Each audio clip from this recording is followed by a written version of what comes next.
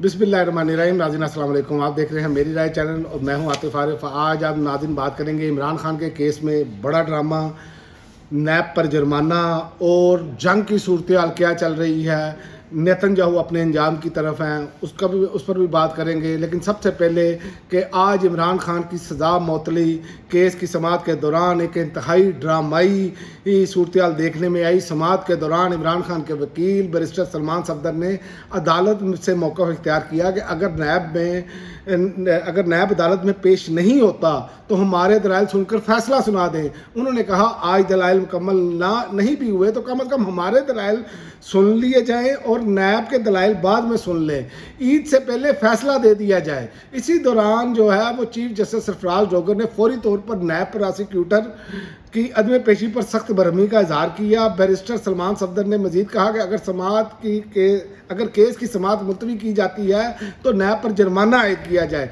क्योंकि ये अदालत के साथ संजीदा रवैया इख्तियार नहीं कर रहे। और इसमें दिलचस्प बात यह है कि अदालत ने नैब के प्रोसिक्यूटर की गैर हाजिरी और रवैये पर 1 लाख रुपये जुर्माना आयद कर दिया।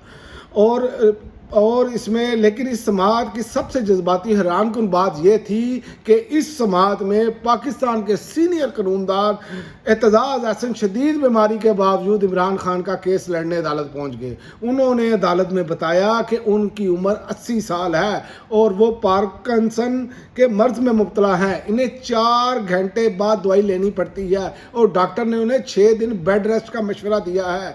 पहले इमरान खान के केस में कोई बड़ा फैसला देने उन्होंने कहा कि इसके बावजूद अदालत आया हूं ताकि इमरान खान के केस में अपना किरदार अदा कर सकूं।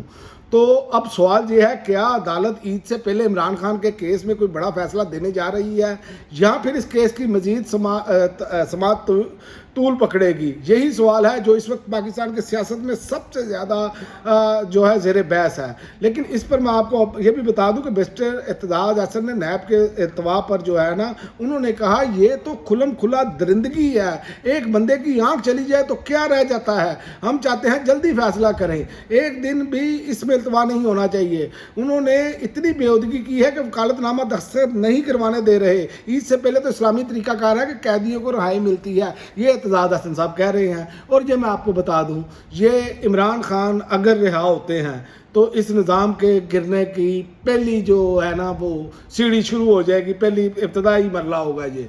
और याद रखें, इमरान खान के बाहर आना इस निज़ाम का गिरना है, याद रखें, उसके बगैर नहीं हो। ये निज़ाम सरेंडर करेगा तो इमरान खान बाहर आएगा, वरना इमरान खान को ये बाहर नहीं आने देंगे। या दूसरी सूरत में इमरान खान सरेंडर करे, तो इमरान खान तो सरेंडर नहीं करते, वो तो अब क्लियर बात है। तो देखते हैं आइंदा आने वाले 2-3 दिन बहुत अहम है। इसमें अब क्या सूरत हाल बनती है, ये क्या ऐसे ट्रक की बत्ती के पीछे लगाया जा रहा है, क्या है, ये बाद में पता चलेगा। अब आने वाले दिन इसका फैसला करेंगे। हम तो जो ग्राउंड पे सूरत हाल है वो मैं आपको बता रहा हूँ। और दूसरा, जंग का 12वां रोज़ नेतन्याहू अपने मंतकी इंजाम के बहुत करीब पहुंच चुके हैं। वो कैसे? इसराइल की वजारत इंसाफ के पार्डन डिपार्टमेंट ने नेतन्याहू को करप्शन केसेस में सदारती माफ़ी देने की सिफारिश ना करने का फैसला किया है। तो जो लोगों पर जुल्म करते हैं और बाद में ये कहें कि वो उनको माफ़ कर दिया जाए, तो ये इंतहाई मुश्किल होता है। और नेतन्याहू अब इस जद में भी आ चुके हैं। और दूसरा, जंग की सूरत हाल में मैं आपको बताऊं,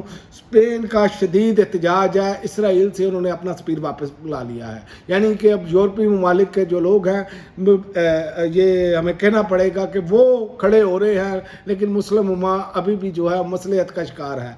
और आप नाए हरम में के करीब थाई बहरी जहाज़ पर मिसाइल हमला, समुंदर बुर्द होने का खदशा, जो अब खबरें आ रही हैं, जो आज की ताज़ा तरीन खबरें हैं उसमें ये भी है। और मैं भी ये भी आपको बता दूं कि जो इसमें है ना, ये जो कह रहे हैं कि हम बहरी जहाज़ निकाल लेंगे, तो मैंने इसकी डॉक्यूमेंट्री देखी है। जो उन्होंने खुद कश्तियाँ बनाई हैं, इलेक्ट्रिक कश्तियाँ हैं, ईरान ने जो बनाई हैं, और बेशुमार हैं। और वो जिस तरह हिट करती है उसे बाहर से निशाना ही नहीं बनाया जा सकता। और एक और ख़बर है कि ईरान के कुवैत और बहरीन में अमरीकी अड्डों पर ताबड़तोड़ हमले हैं।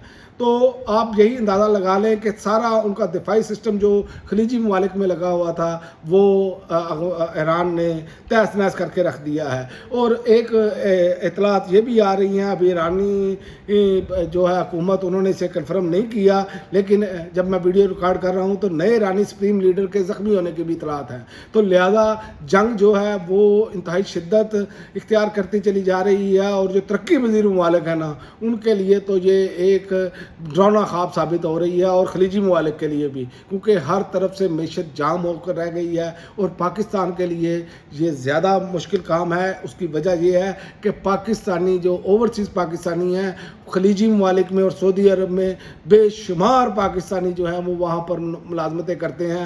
اگر خدا نخواستہ یہ ایسی لمبی صورتحال رہی تو وہاں پر ایک بحران کے چکر میں نوکریوں سے ہاتھ دھونا پڑے گا، اور جو پاکستان میں جو جسے ریمیڈنس کہتے ہیں ہم، فارن ریمیڈنس وہ آتے ہیں، وہ ذریعہ مبادلہ وہ ہمارا بند ہو سکتا ہے اور ہم مزید نقصان میں جا سکتے ہیں۔ ابھی تو ہم تیل کو رو رہے ہیں، لہٰذا پاکستان کو اس میں کوئی بڑا کردار ادا کرنا چاہیے تاکہ یہ جنگ رک سکے۔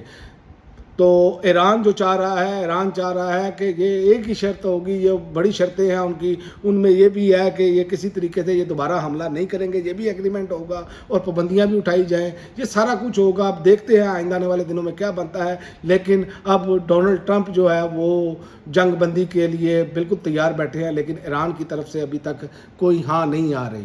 اب تک کے لیے ناظرین اتنا ہی، اگلی ویڈیو تک اجازت دیں، اللہ حافظ۔